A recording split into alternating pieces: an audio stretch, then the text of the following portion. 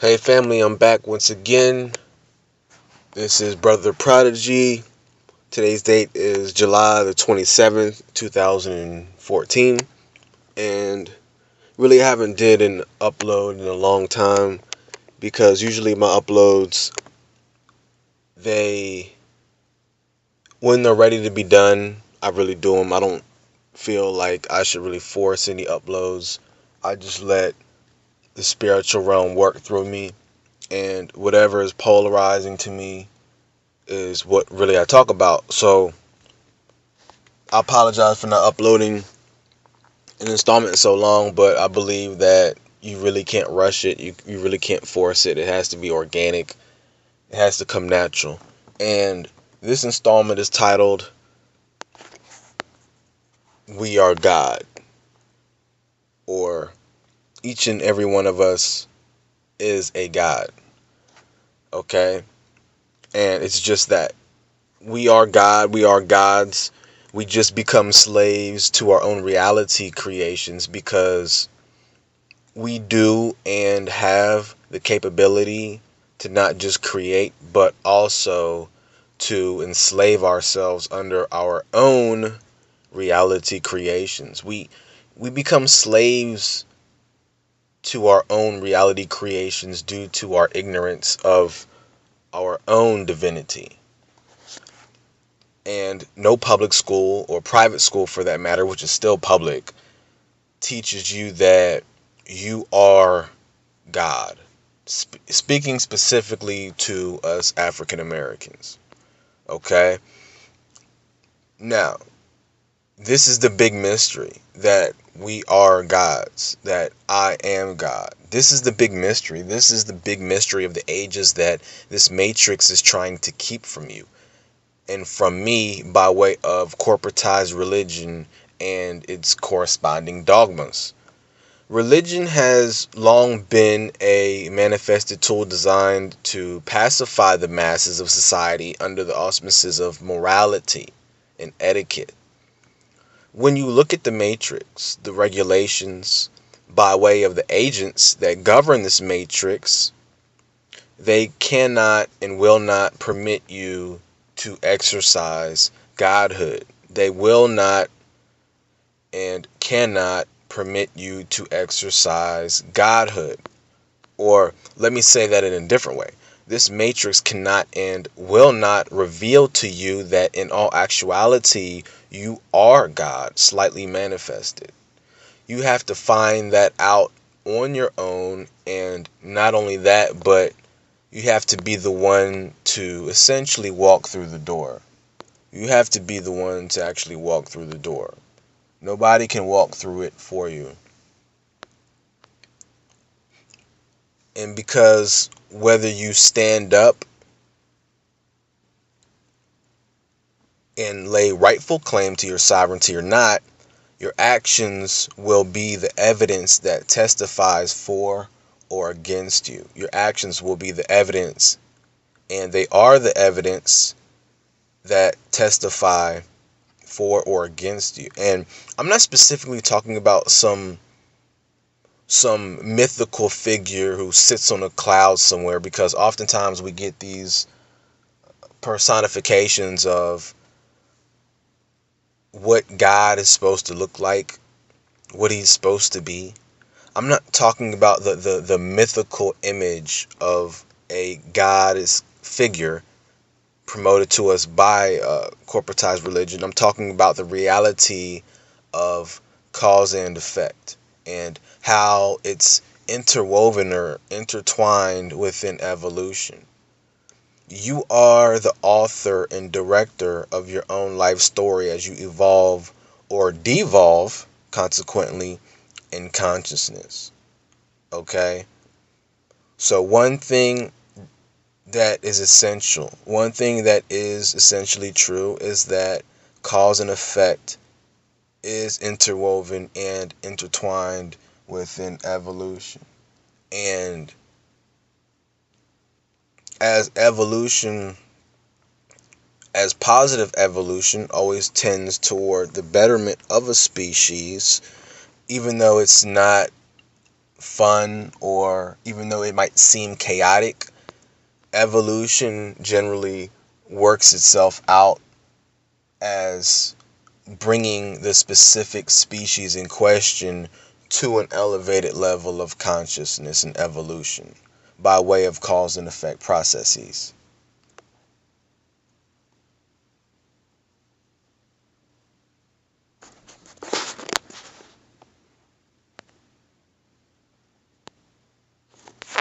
And furthermore, you are the author or the director of your own life story as you evolve or devolve in consciousness. As I said, the more attachments you create down here in relation to material things will equally reflect the more spiritual scar tissue you gain in your progression or regression in consciousness.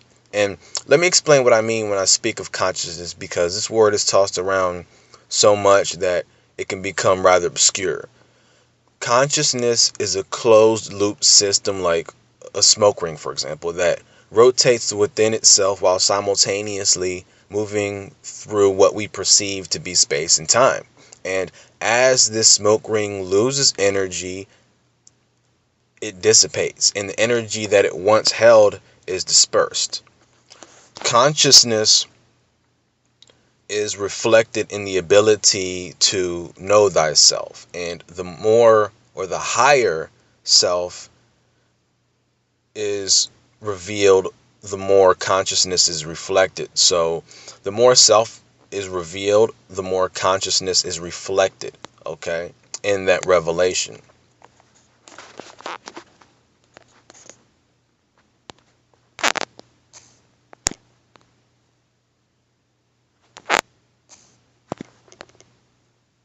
Now, in relation to godhood and this matrix, the ultimate goal of this matrix is to make your appearance in this matrix as difficult as possible, because it has now become an energy harvesting system. And because of this fact, the way that you can and oftentimes do learn truth is by way of direct observation, which is experience, through experience. Experience is really the best way to learn in this matrix. However, you have to be cognizant as to who you really are in order to realize the lesson that you could learn from any given situation. And in order to gain cognizance, you need to acknowledge, or you need rather the knowledge of truth. The bad part about it is there are very, very few people that are conscious enough to steer you in the right direction anymore in relation to truth. This is where knowledge becomes extremely valuable. We as gods are all limited in some ways due to the lack of dimensional freedom and physicality. And I'm not saying physicality as in the lack thereof, but we are limited by way of our confinement to this dimension as well as physicality.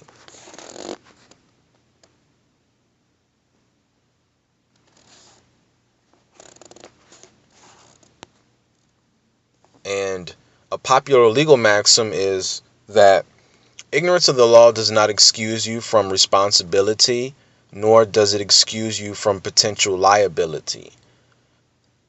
Ignorance of your divinity does not excuse you from being held responsible as a god to act as such. And let me explain.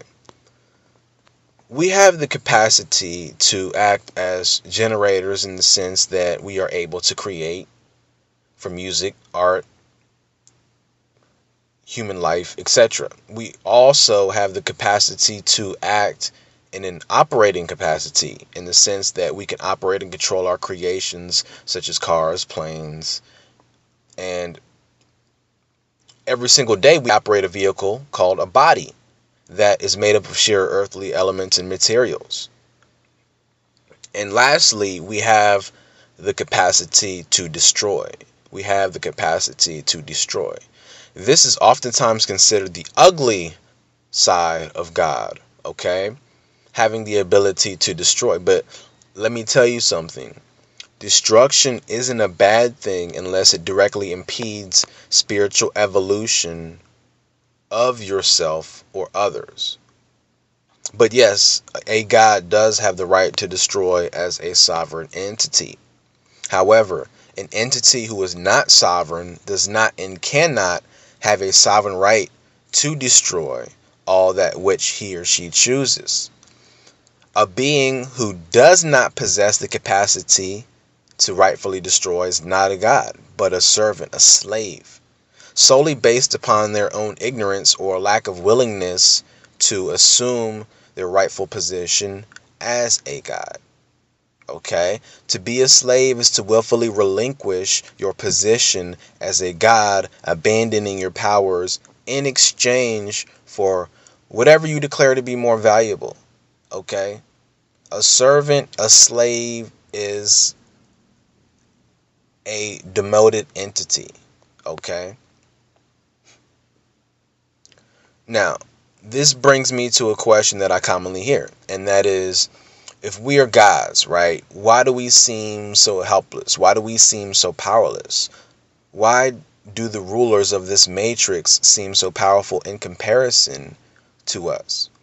The answer is because as a god, you at some point willfully relinquished an unalienable right or entitlement in exchange for a benefit or privilege that you counted more intrinsically valuable, and therefore the blowback of that was your fault. Cause and effect. A negative repercussion caused by your actions is a consequence of imperfection. Being a god does not mean that you are perfect. Being a god does not mean that you are perfect. Because essentially, what does perfect really mean anyway? Lacking nothing? What does that even mean when there exists infinite potential? To be a god is simply to be in control as a generator, operator, and destroyer. And not just that, but to do all the things, but to do all these things, rather, in a sovereign capacity, without any potential for liens, levies, or encumbrances that could curb your ability to essentially carry these things out. As a god, you carry tremendous power that could create ripples within the matrix that could go on for the life of the matrix. Okay? For example, if you create another being by way of genetic manipulation, that being will also have the potential to generate, operate, and destroy. And that created being could very well be your adversary within this matrix of limited creation. That same being that we have the capacity to create could also possess the capacity to collapse this matrix or to enslave you, the generator. The Bible says that there are many gods and there are many lords. This is true. However, the masses of beings on planet Earth are not gods, but slaves due to a willful abandonment of title. What evidences you as a god is your title. Your title doesn't make you a god or not. It just proclaims your position like a name. And if you proclaim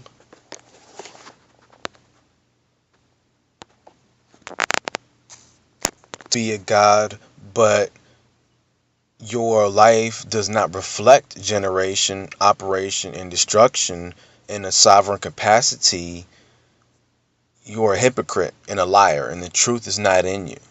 This matrix is ruled by beings that can shape time and manipulate vibration. This is predominantly done because the survival of one species of gods, which are your Archons, depends upon the evolutionary stasis of another species of gods, us.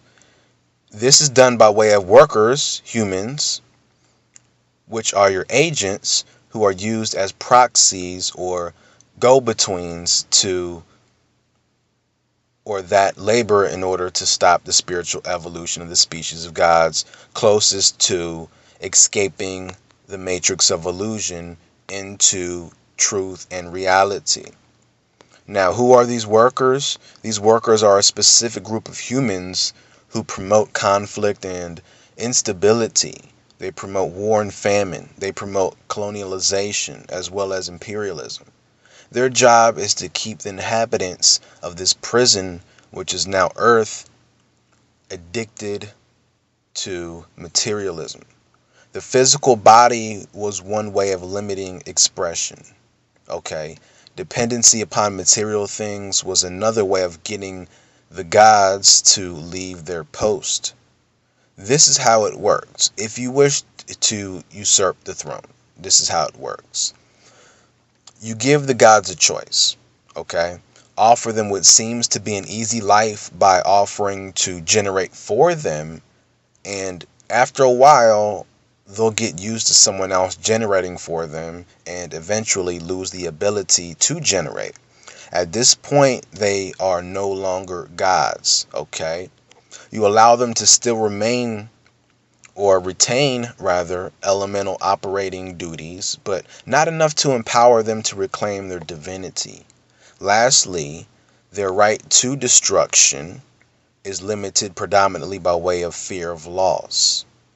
Okay, all of the rights that the gods have by nature are legislated away, and if destruction is acted upon, it must fall within the confines of the laws of the matrix. So, as a dethroned god, your ability to generate, operate, and destroy are severely limited, if not taken away completely.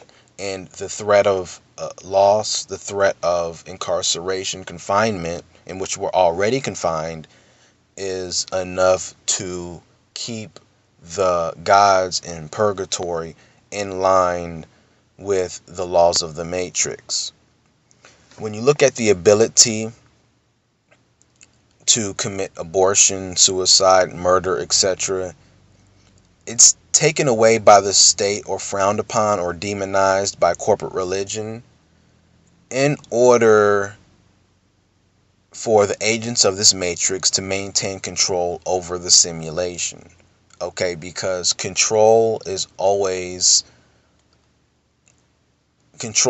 over another is always predicated upon fear. Is always predicated upon fear.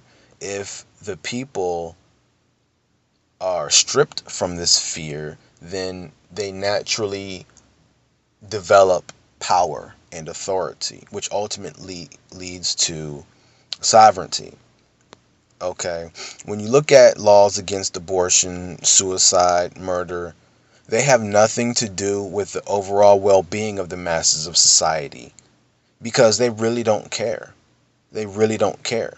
These laws, statutes, and commandments are not instituted because of a genuine sense of care or lovingness, because if they did really care, they wouldn't be trying to kill the masses on the back end anyway, by way of war, chemtrails, GMOs, and the stress and fatigue you incur working 40, 50, or 60 hours a week for taxable paper currency that says "In God We Trust." Okay? All laws between sovereign entities, and this is also important, all laws between sovereign entities occur by way of treaties, by way of a treaty that's formed. Okay? This is how gods maintain order between themselves. Alright? Even our law in the U.S. says that there really is no law except that which is within a specified contract. Okay? When you go to court, or when someone goes to court, what's mainly addressed is the contract, the agreed upon stipulations. The reason why so many beings have abandoned their positions as gods is because being on the throne requires a lot of responsibility. It requires courage. It requires adaptability. Okay? As gods, we are essentially angels of light, which the Bible and other religious texts call angels.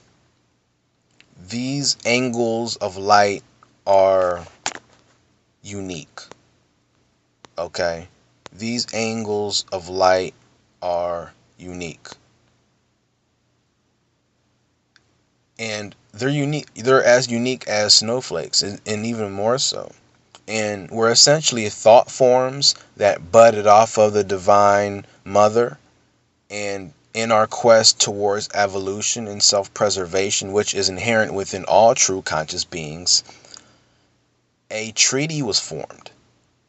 Because in order to evolve spiritually, knowledge must be obtained. And one of the best ways to gain knowledge is through direct observation. However, this dimension is lorded over in our genuine willingness to evolve by way of direct observation. This dimension came into the or our aspect of evolution, okay, in order to learn, because this system is unique in that it does stimulate aggressive evolution in a fast-paced evolutionary progression, if you will. Okay. However, this dimension is lorded over by malevolent beings called Archons that found a way to essentially trap the angles of light within this dimension in order to extract their energy, thus reducing their ability to evolve. In order to escape this dimension, you must first gain your sovereignty by reclaiming your throne. You do this by rescinding all contracts and dependence upon materialism, including all jobs. Jobs are included in this because to be an employee is to be a servant. You must relinquish your throne in order to be an employee. So, can you see where the dilemma lies in this? Now, I never said that this would be easy. All I'm offering is the truth, like Morpheus told Neo in the movie The Matrix. Okay? Then, at that point, once you relinquish dependence upon materialism, you will then be able to publicly declare yourself to be a god. Okay? Without that, you cannot publicly declare yourself to be a god while also having at the same time concurrently your actions demonstrating that. Okay, you have to choose. You have to choose between God or mammon. It's just the big mystery is you are the God. That's the big fucking mystery. You are the God.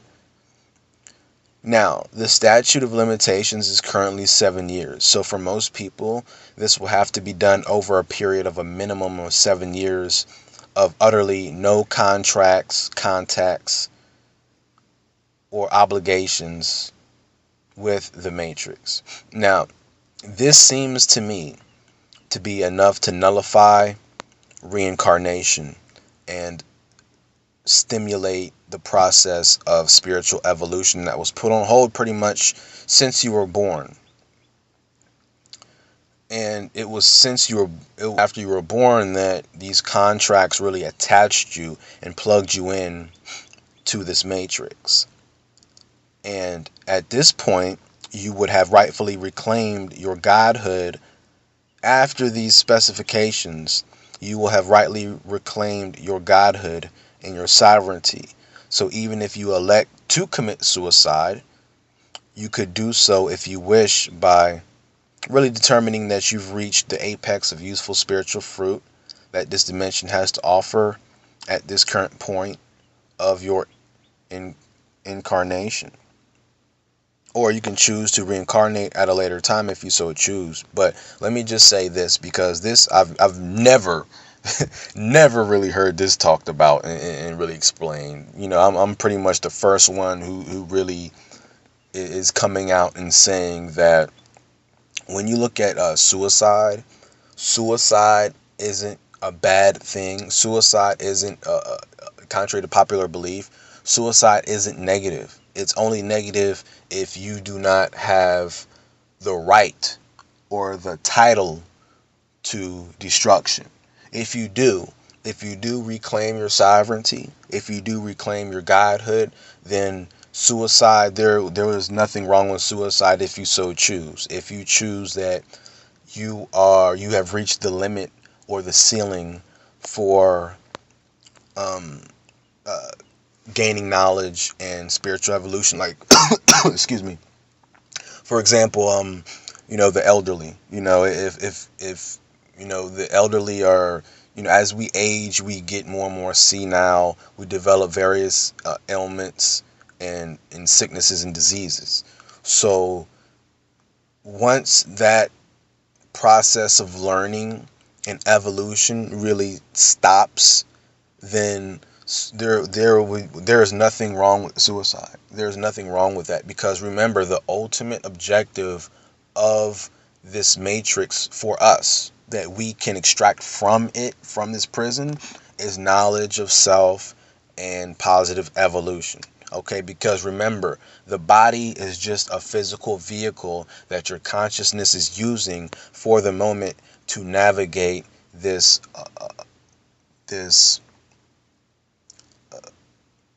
reality, or whatever people like to call it. Okay, but you have to go through the proper spiritual protocols to be able to have a right over your own person in order to justify not getting sent back down here because of a breach of contract by way of reincarnation. Okay, but know this, that death is not something to be feared.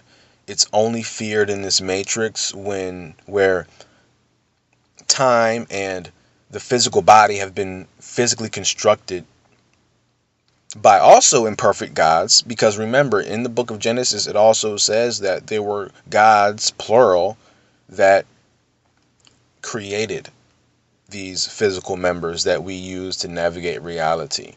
Okay? All right? And your parents were instrumental in the creation of your specific vehicle.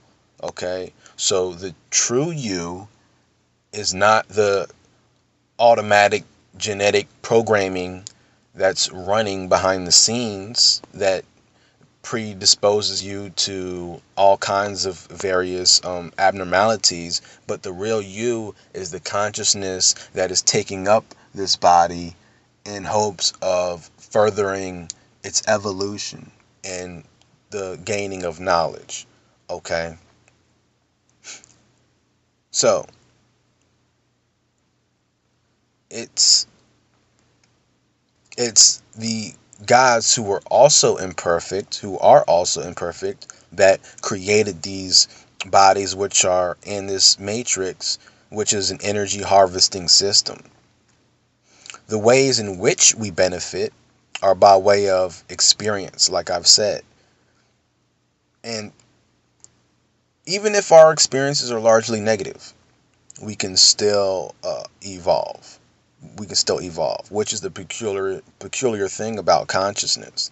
The only thing that will happen is, from being down here and encountering so much stress and fatigue and wickedness, the only thing that will eventually happen is that we will be scarred from these experiences. Okay, our consciousness will be scarred to a certain extent from these experiences, but never ultimately destroyed. Okay, it will never ultimately be destroyed.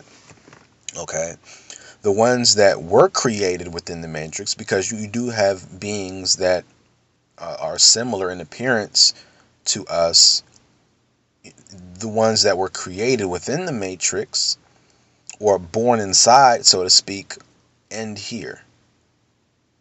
For them, it does end in this system. Their evolution is strictly a planetary one and cannot transcend this space and time illusion called the matrix. So their actions and what they do, their conduct, really testifies to this matrix being all they have. Their actions reflect that this is all they have, and they live like this is all they have. So they are naturally going to be extremely attached to materialism, okay? Because their evolution is strictly a planetary one, all right? And by and large, we can see who these peons are. They are the ones that don't regret abandoning their throne, their godhood. They are the ones who won't even acknowledge their godhood. They are the ones who rebuke their godhood. There is no repentance in their heart. They are the ones who have a seared conscience, the reprobate. They believe in materialism and the chase for materialism to be worthwhile. They are not generators, operators, nor are they destroyers, but they are prey. They are food.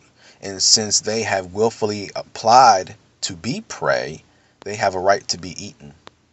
Okay? The masses of society are the walking dead. You can't teach them anything because their consciousness has already been seared. Ironically, by their own actions. If they or you cannot grasp the vileness that is depending upon materialism, then nothing can save you or them. And if you notice, the hardest people to talk to are the ones who have the most material possessions, because you can't tell them anything. It's all about their television. It's all about material success. It's all about, quote unquote, making it. But the Matrix likes them because they're doing their best to conform to the doctrines of the Matrix and will work long hours and sacrifice damn near anything and everything to conform. They'll even sacrifice spending time with their own children in a mad dash to make money. Remember, the love of money is the root of all evil, and the most powerful nation on earth places the slogan, "In God we trust," on their currency. So therefore, all of the money is already ours. It's already yours. You just cannot claim it because of your debtor status, because of your slave status. The world and the citizens thereof must do a full status correction in order to free themselves from the grips of the Matrix. Okay? It's already waiting for you. Your inheritance is already there. Your birthright has always been there. It's just that through ignorance, which is sin, and I would even go further to say, which I'm not the only one who has said this, that ignorance, because the ancients knew this also. They knew this principle as well, that ignorance is evil. Ignorance is evil. Whenever evil is present, ignorance is not far behind. Whenever ignorance is present, evil is not far behind. And remember, the Matrix will always lead you to believe that you are the crazy one or you are delusional. If you start to get too close to the edges of the Matrix, if you start to get too close to the boundaries of the Matrix where it is easier to see the truth, they'll try and send everyone from family, friends, psychiatrists, police officers, etc. to get you to conform back in with society. Okay? So just remember this. Remember who you are. Wake up and realize that what you see is strictly material, and that this is designed to keep the masses in a state of suspended animation. Okay? Remember, knowing is half the battle. Knowing is half the battle. So, once again, I'm Brother Prodigy, a God, relaying this message of truth to my fellow gods and goddesses out there living or surviving in the Matrix. Peace.